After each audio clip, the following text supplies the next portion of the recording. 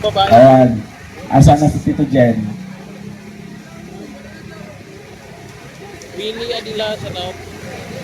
Surprise po ito. Hindi niya alam na pagsasalitain ko po siya. Wendy, thank you Wendy.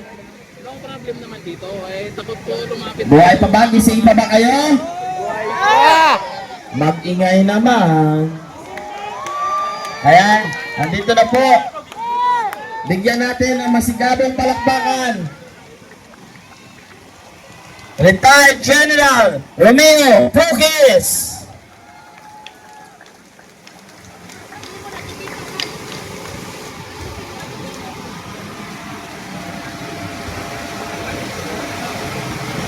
Si General Cookies.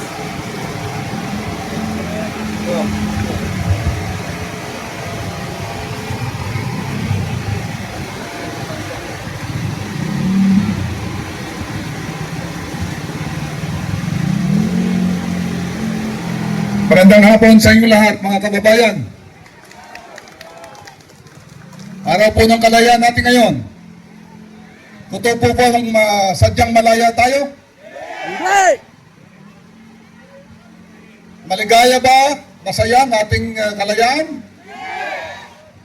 Hindi.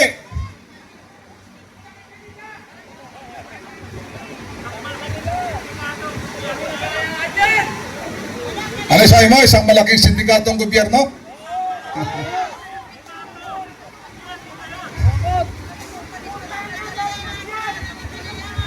Mga kababayan, matagal lang panahon, noong Hunyo 12, sa araw na ito, 1898, 127 years ago, ang ating mga ninuno, itinayo ang bandila ng Pilipinas dyan sa Kawit, Cavite.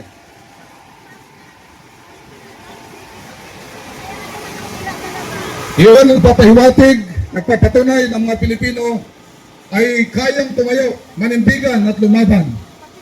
Pinakita nila na tayo ay may kalayaan.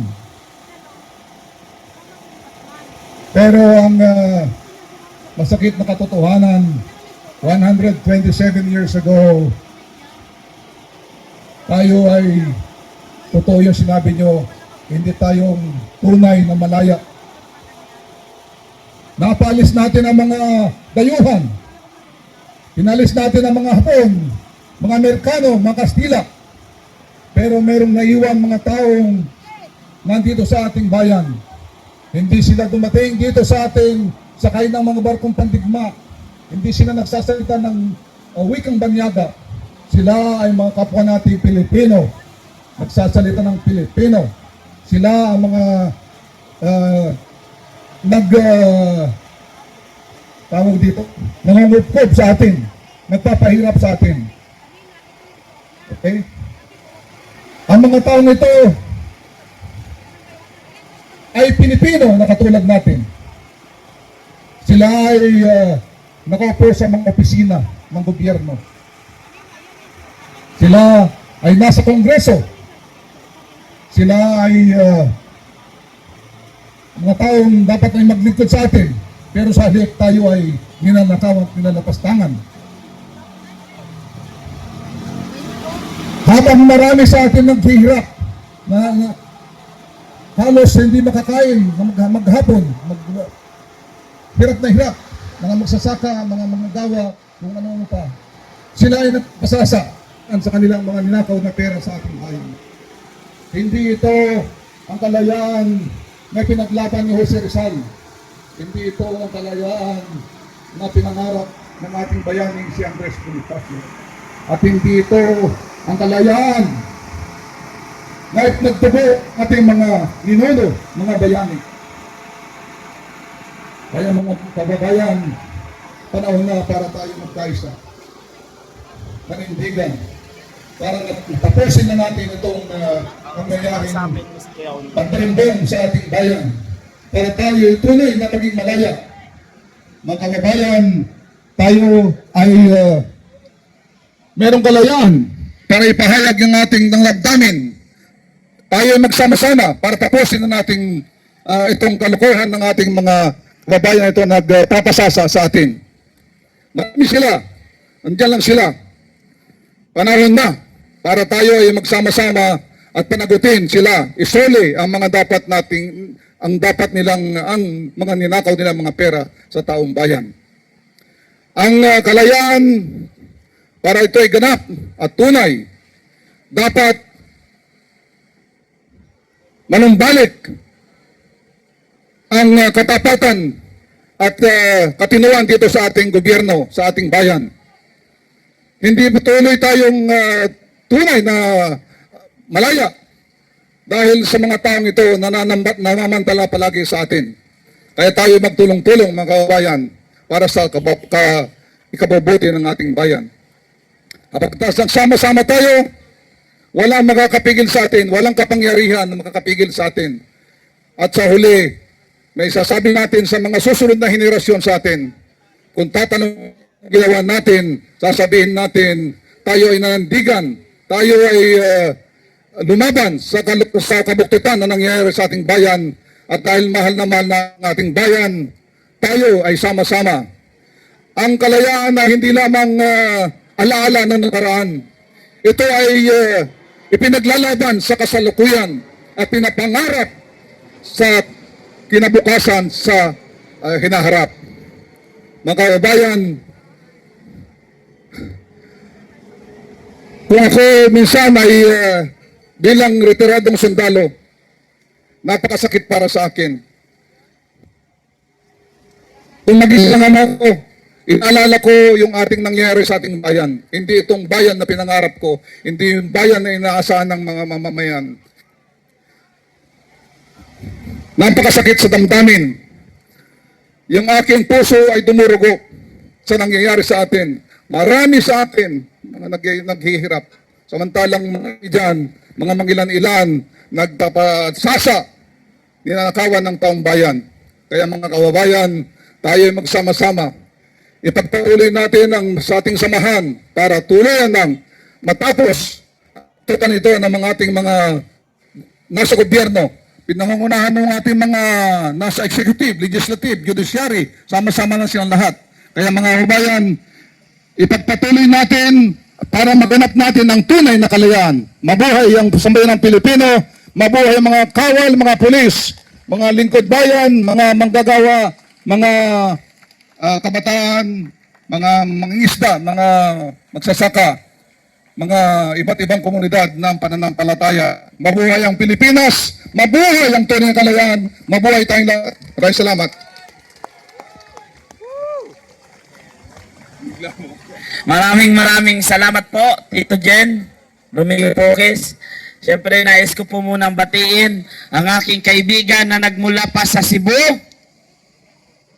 ang aming Jam Magno noon at walang kupas, walang iba ko hindi si Amo.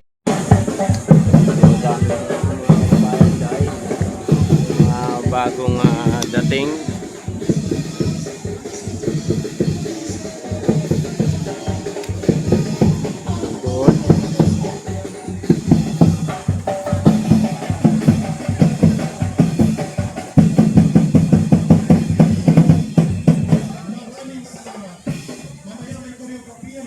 Ang mga political dancers ng grupo ng Active Anti-Crime Group ng Quezon City. Dami. Mga loyalistang banal sa sabayan ng tambol at ang trilling asong ulol, ready ang political dancers. Okay, ngayon partner, pakinggan natin ang ating kasama. Matagal na natin itong kasama sa lahat ng laban. Pakinggan po natin si Kuya Placido Veloso po.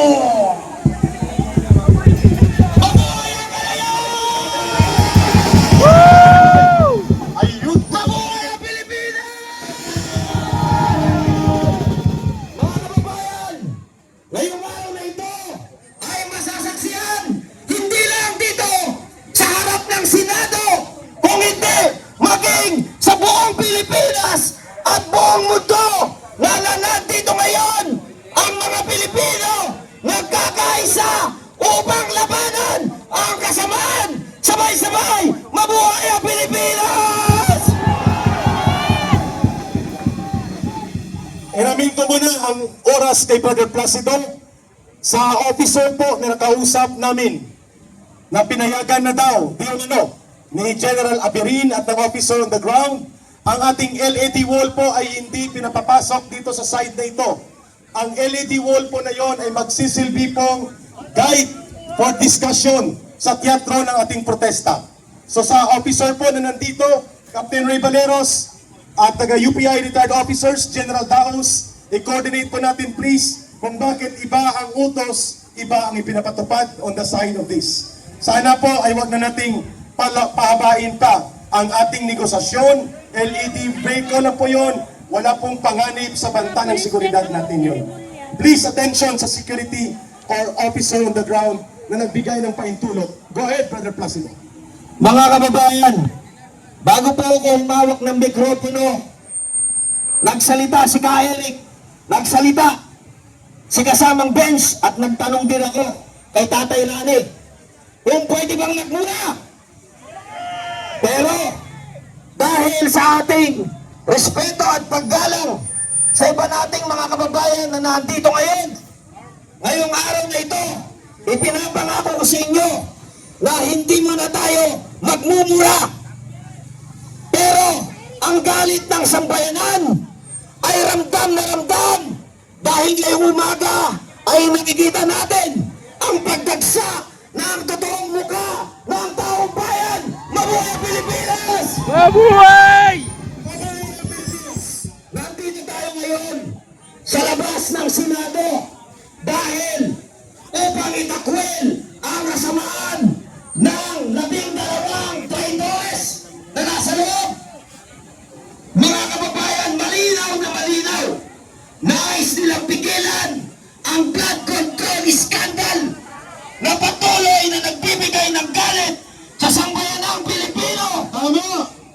Marahil mga kababayan, ang ilan sa atin sa mga kasamaan natin nandito ngayon, kaya kayo nandito, ay maaaring lahat tayo ay biktima ng blood control. Tama po ba? Tama! Konting ulan lang, nandyan na ang baha. Konting bagsak lang ng ulan, ang ating mga gamit, ang ating mga ari-arian, pati ang ating ikinabubuhay ay pinapahintok ng baha. Bakit may baha? Kaya may baha dahil ang pondo para mapigilan ang pagbaha ay ninakaw ng 12 senador na nandito ngayon sa loob ng Senado. Ang tinatawag, Brother Placido, na 12 Judas. Nakita ninyo mga kababayan, pilit nilang binabaluktot ang saligang batas, pilit nilang gustong isaksak sa utak ng mamamayang Pilipino na tama ang kanilang naratibo at mali ang pamumuno ni Cayetano. Bakit? Dahil gustong-gusto nilang pigilan mga kababayan ang pag-iimbestiga sa blood control. Hamakin ninyo, ngayon pinakikialaman na tayo ng executive branch. Nawawala na po ang ating demokrasya simula nang dinampot ang dating Rodrigo Roa Duterte.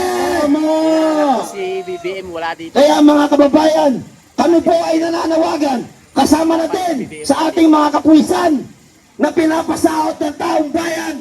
Hayaan ninyong magtipon, hayaan ninyong maglabas ng galit ang bawat isa sa amin dahil ito ay para rin sa inyo.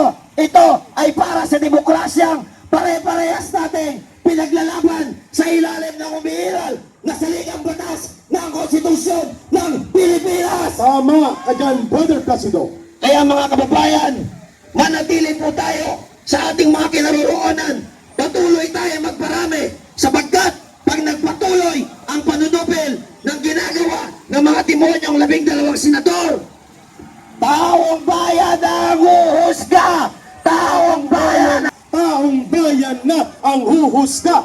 Taong bayan na ang huhusga!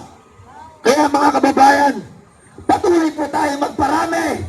Ito na